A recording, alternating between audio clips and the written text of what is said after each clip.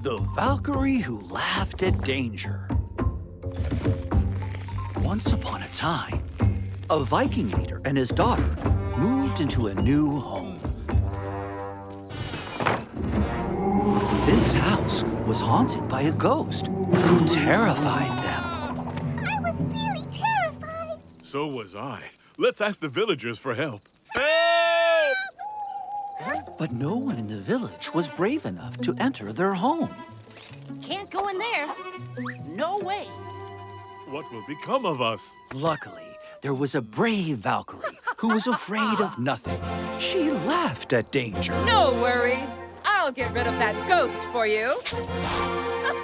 The more she laughed about danger, the brighter her sword shone. Wow!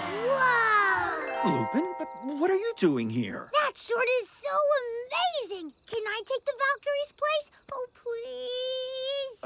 Are you sure, Lupin? That ghost is pretty scary. I'm not scared at all. I laugh at danger. Ha ha ha! Well, okay. Yes! You're on, ghost! Ha ha ha!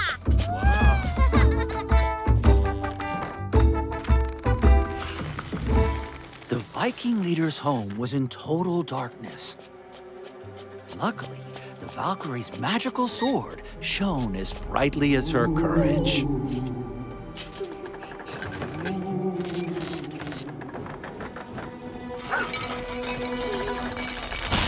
Huh? Hey, what's happening? Why has it stopped working? Perhaps it's because you're a bit afraid? Maybe? Me? Afraid?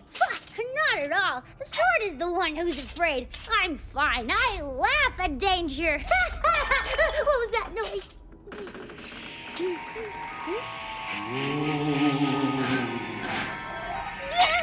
What's going on here? Planes are flying in the air.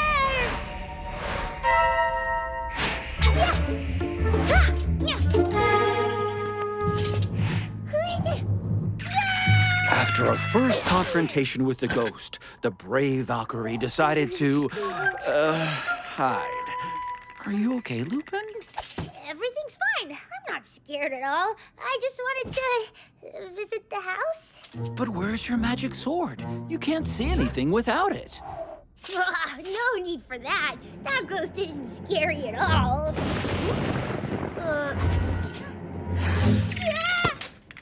Hey, what is that noise? Was that you, Lupin? Huh? No, that's not me. I'm not scared at all. Don't worry, Lupin. It's just a suit of armor. Look. Yeah, of course. I knew that. I was just practicing my famous war cry. Ah! Impressive. Can you perhaps use it against the coat of armor?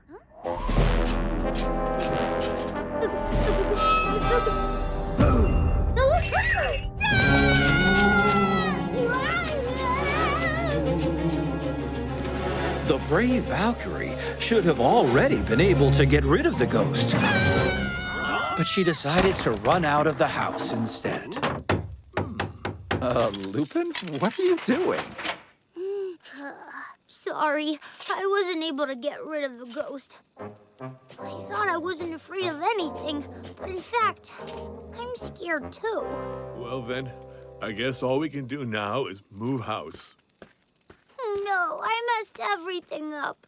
I'll never be the Valkyrie who laughs at danger. Now the Viking leader has to move house. That's okay, Lupin. It was very brave of you to admit that you were afraid. I'm sure you'll come up with a solution now. Oh. Please, brave Valkyrie, will you stay with us? I'm not so scared when you're here. Huh? Really? Yes, that's true. Yes, so true. Yes. Yes. Oh, yes! I get scared too, but it's true that when we're all together, it's less spooky. Of course! I know what we should do! Oh? Come with me. We can do it together. We'll deal with that ghost once and for all. Yeah. Yeah, let's do it. Yeah, let's go. Surrounded by villagers and the Viking family, the Valkyrie was much less frightened. She was now determined to find her magic sword and get rid of the ghost. This way. Follow me. Look, it's working now. Wow.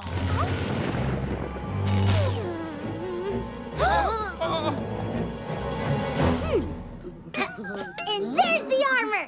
Let's call out our battle cry together. 1, 2, 3.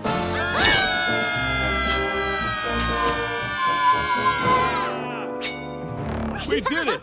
We succeeded! The ghost was vanquished thanks to the united courage of the Valkyrie and the villagers. The leader and his daughter regained their home and rediscovered peace and quiet. The end. Well done, Lupin. You defeated the armor. Wait a sec. I know that sound. Little ghost, are you the one whose teeth are chattering?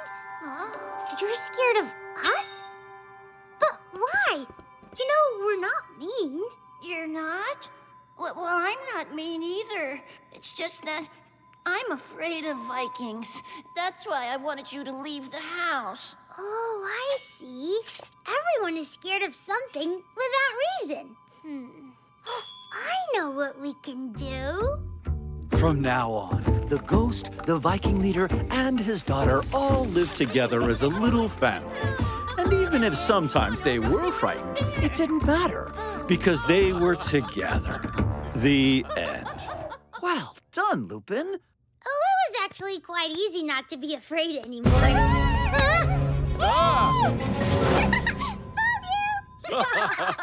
Lupin, are you okay? Yeah, I'm fine. I think I was just a little scared.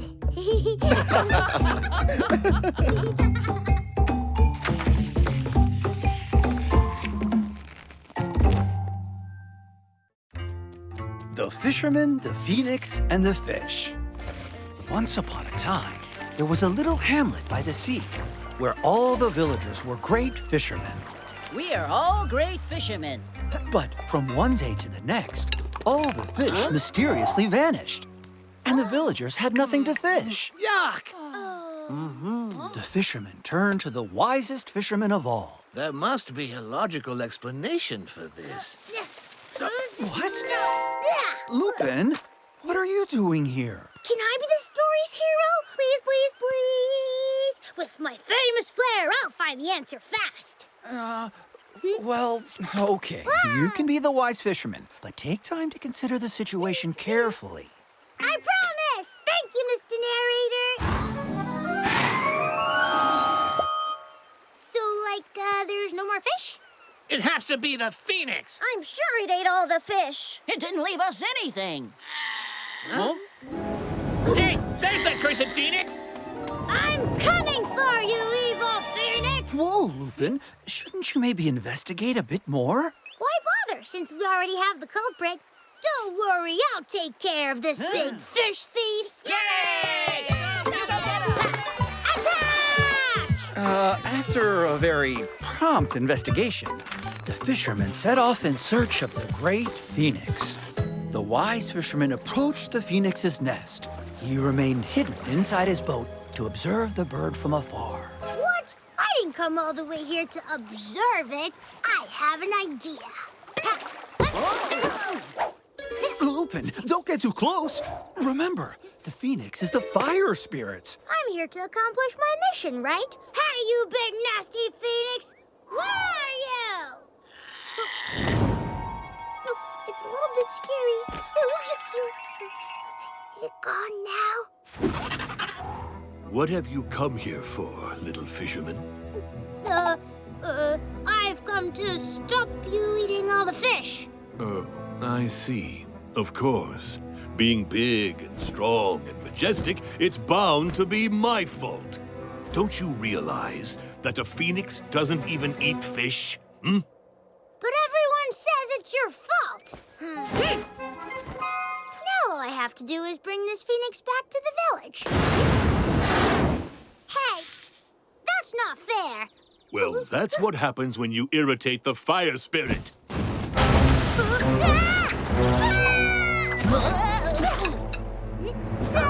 didn't really think it would be that easy, did you? You insignificant little fisherman. Ouch!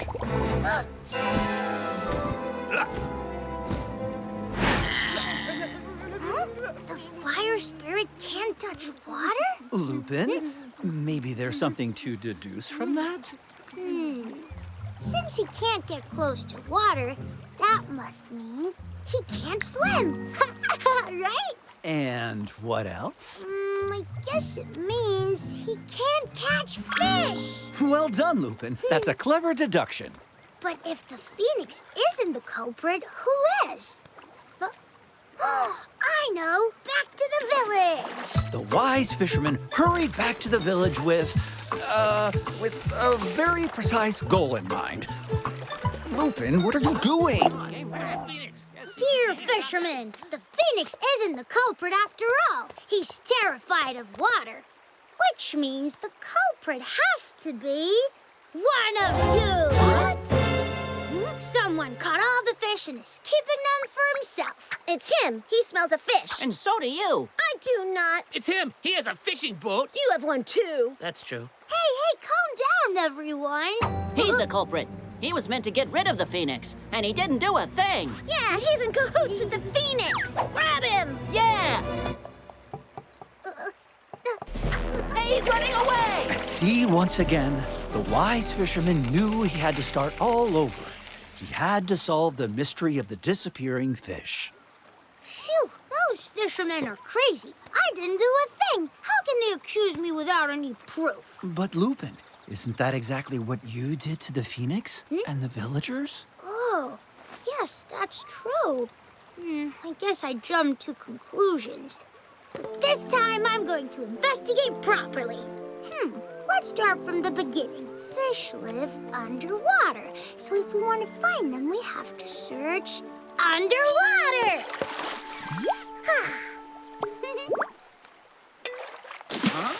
The wise fisherman put his exceptional talents as a detective to use and set off in search of whatever fish he could find. Hi, Mr. Crab. Can you tell me where there are some fish? That way. Hello, fish! Where are you? Don't worry, fish. I'm not gonna eat you. Oh, come on. I'm not that scary. Oh no! The heroic wise fisherman brought back... he was brought back to port by the majestic turtle, the water spirit. Thank you so much, Lady Turtle. You're so welcome. Thank you, wise fisherman. The villagers chased off the turtle that had frightened the fish. All the fish returned to the bay, and the turtle was never seen again. The end. What? Not so fast! Let her explain first. Tell us, why were you scaring our fish? Oh, I didn't want to scare them. I was just looking for my soulmate, the fire spirit, but I couldn't find him anywhere. Fire spirit? Of course! I know! Led by the wise fisherman, the turtle and the phoenix were reunited at last.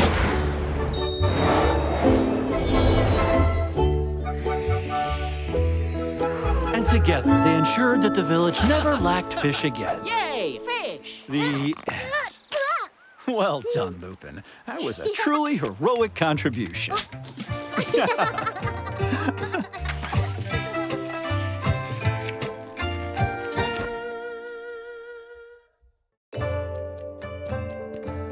The Disciple and the Icy Winds. Once upon a time, an elderly sage and his disciple were meditating when an icy wind began to blow.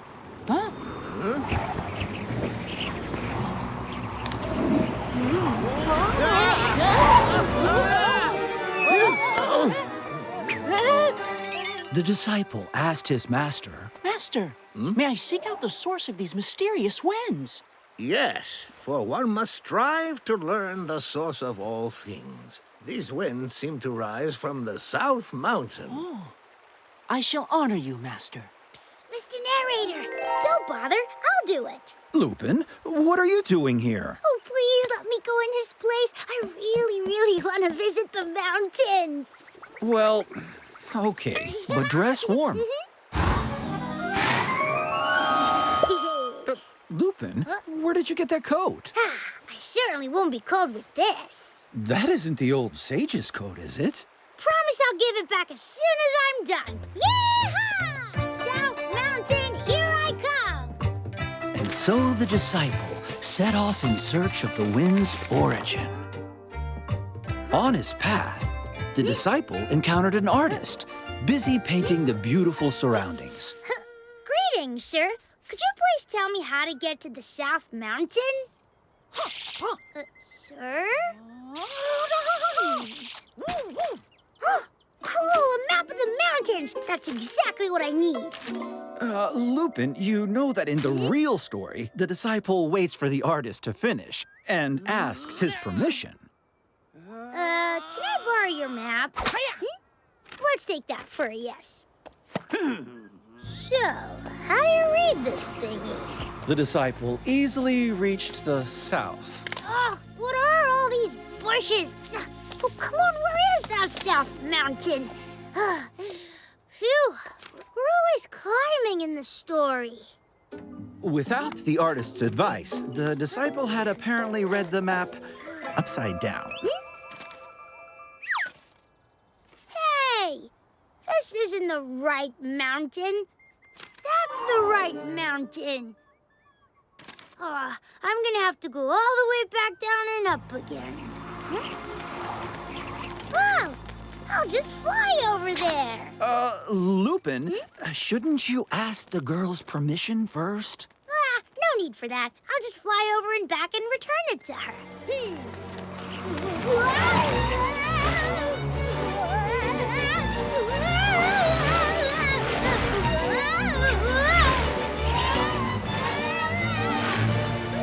And thus, after a long detour, the disciple finally reached the South Mountains.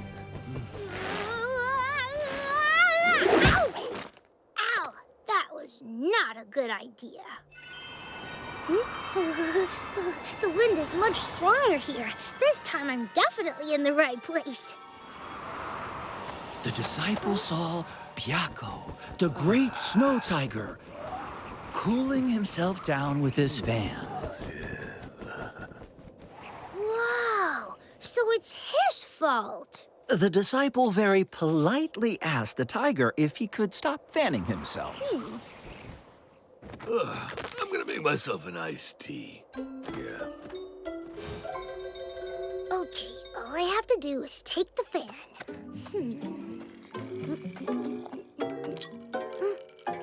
Ta-da! There you are. So you're the one who stole my kite. So you're the one who stole my map. Why are you so angry? I was going to give them back. You should have asked. I couldn't take part in the kite competition because of you. And I couldn't continue my travels. Oh, you're right. I should have asked before borrowing them. What are you doing here? Huh? You were about to leave with my fan. Away with you!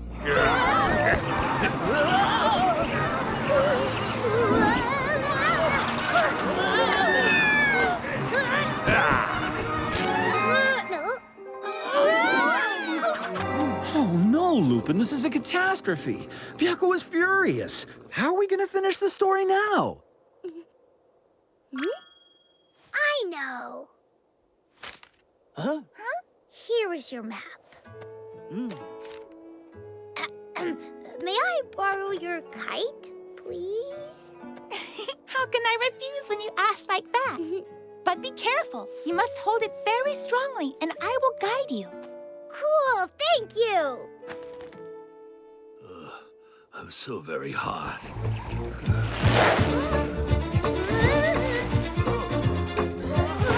Hey! Hold tight! Dive backwards!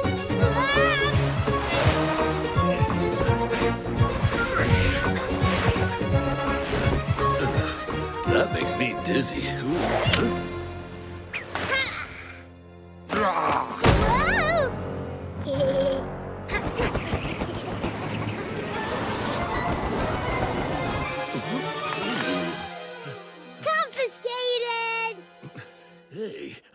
can't move. Yippee! And so Byakuo, who no longer had a fan, stopped producing icy winds. The end. Well done, Lupin. You succeeded. Wait a sec. Why didn't we ask Byakuo his permission for the fan? Yeah, especially since I can't stand the heat. Without my fan, I feel like a hot dog on a grill. It's not right to leave you like this. So here's what we'll do. And thus, the old sage and his disciple found not only harmony, but a new friend. The end. Thanks so much for inviting me. I feel so much better. You're welcome. One must never disappoint a friend in need. Well done, Lupin. You've been very thoughtful. Oh, aged narrator. May I leave now? Aged? Yes, you may leave now, tiny wolf.